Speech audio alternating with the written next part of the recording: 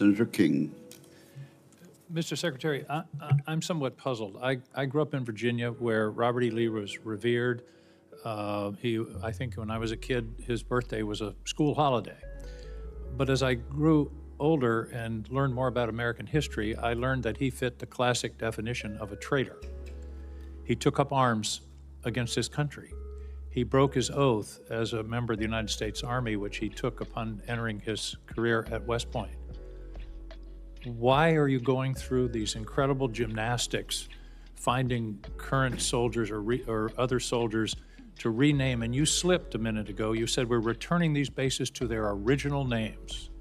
This is one of those moments that really cuts through the noise, when a U.S. Senator stands up and calls out the absurd idea of glorifying traitors. Senator King isn't just questioning why military bases named after Confederate leaders are being renamed. He's challenging the entire false nostalgia behind it. Let's be honest, Robert E. Lee wasn't some misunderstood Southern figure. He was a U.S. Army officer who broke his oath, led a violent rebellion, and fought to protect slavery. That's not heritage, that's treason. And yet, for decades, American soldiers have been trained on bases that carried his name, learning their craft in the shadow of a man who literally turned against his own country. What Senator King is raising goes far beyond defense spending or transparency. He's talking about moral clarity. Why are we still arguing about whether we should stop celebrating people who were enemies of the United States? No one is erasing history here. What we're doing is refusing to honor betrayal. And if that makes some people uneasy, maybe that discomfort is exactly what they need to feel.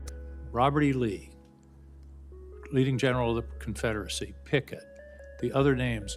Why are you doing this? I don't understand what the motivation is to rename bases for people who took up arms against their country on behalf of slavery. What possible motivation can there be for this? Who is telling you to do this? Who is urging you to do this?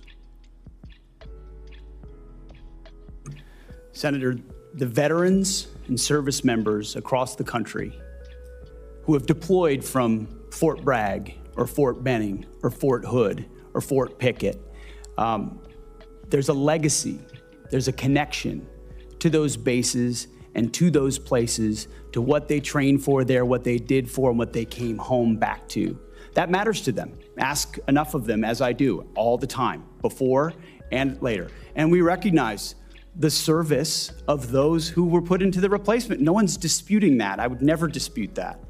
What we're looking at is erasing history, erasing names, erasing base names that service members are tied to. Talk to people that serve at Bragg. Ask people that serve at Fort Bragg or Fort Benning. Senator King went straight to the heart of a moral contradiction. He pressed Pete Hegseth on the decision to rename bases that still carry the names of Confederate generals. The defense, that changing them would somehow erase history or hurt the emotional attachment soldiers have to those names. Really, these bases are named after men who took up arms against the United States to defend slavery. And we're supposed to hold on to that for the sake of tradition. That's not history. That's historical manipulation. No one is erasing the past. What's happening is a refusal to keep honoring traitors with monuments paid for by American taxpayers. If a name is the only thing creating an emotional bond with a base, then maybe it's time to ask what that bond is really tied to. The military is supposed to represent loyalty and values. Keeping Confederate names on federal property isn't about honoring heritage. It's about keeping betrayal alive in our institutions.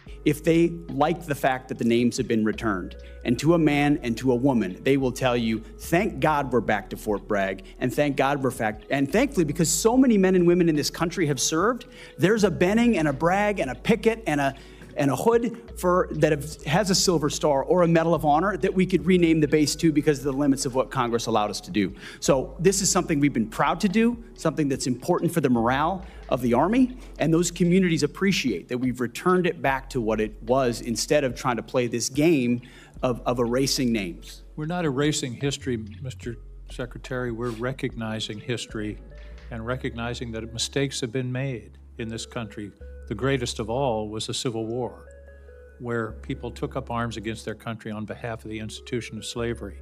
And to continue the practice of recognizing those people and honoring them by the naming of these bases is, I believe, an insult to the people of the United States. This is where the discussion turns raw and revealing. Some soldiers at Fort Bragg and Fort Benning argue that the old names should return, claiming it helps morale and honest tradition. But here's the hard truth. What history are we actually celebrating? These names weren't neutral. They were tributes to Confederate leaders who fought against the United States to keep slavery alive. So when the U.S. Secretary of Defense is pressed on this issue, the real debate isn't about tradition, it's about whose legacy we choose to honor. The question hits the target directly. Celebrating Confederate generals is not patriotism. It's an insult to every American who still believes in freedom, equality, and the Union the Confederacy tried to destroy. If morale depends on names rooted in treason, then maybe it's time to rethink what pride in the military should stand for. This isn't about wiping out history. It's about refusing to glorify betrayal. So let me talk about the budget.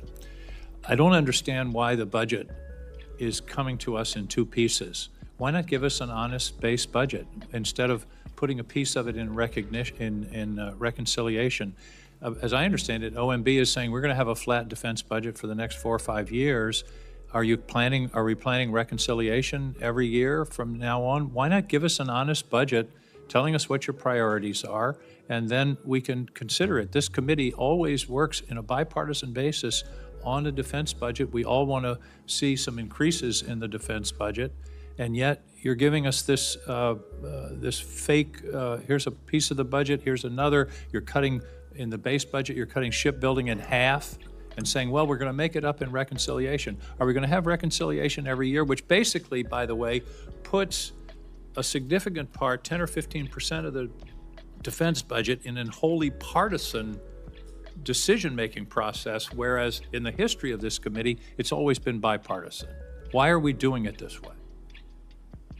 Senator King is also shining a light on one of Washington's oldest tricks, the way the defense budget gets divided up behind closed doors. By questioning why the Pentagon's budget is being split into two separate parts, King is demanding what every taxpayer deserves: transparency. Because when budgets get cloudy, so does accountability. King's warning is serious. Political maneuvering is threatening to cut out 10 to 15% of the defense budget without open debate or real justification. That's not responsible budgeting, that's sabotage dressed up as strategy. And the risks are real: weaker national security, reduced troop readiness, and funding gaps in critical programs. All because some lawmakers want to play number game. King's question is simple but powerful. If these cuts are defensible, why hide them? This isn't a fight between left and right. It's about whether America wants a defense budget based on real needs or on political optics.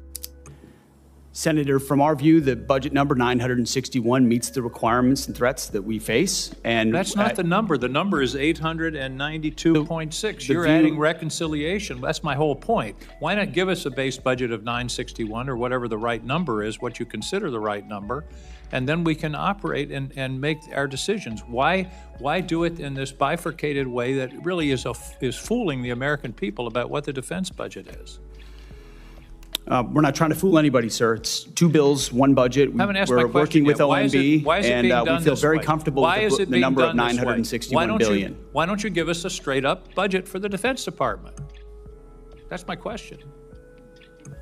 Senator, this is a straight-up budget for the Defense Department, and it's a 13% increase over what Joe Biden gave us. It is a two-part defense budget. Part of it is in reconciliation instead of in the budget that's being presented to this committee. This committee only has a partial review of the budget. I don't understand why we can't have an honest, straightforward budget instead of this son of Oko that you're putting over on us. Thank you, Mr. Chairman.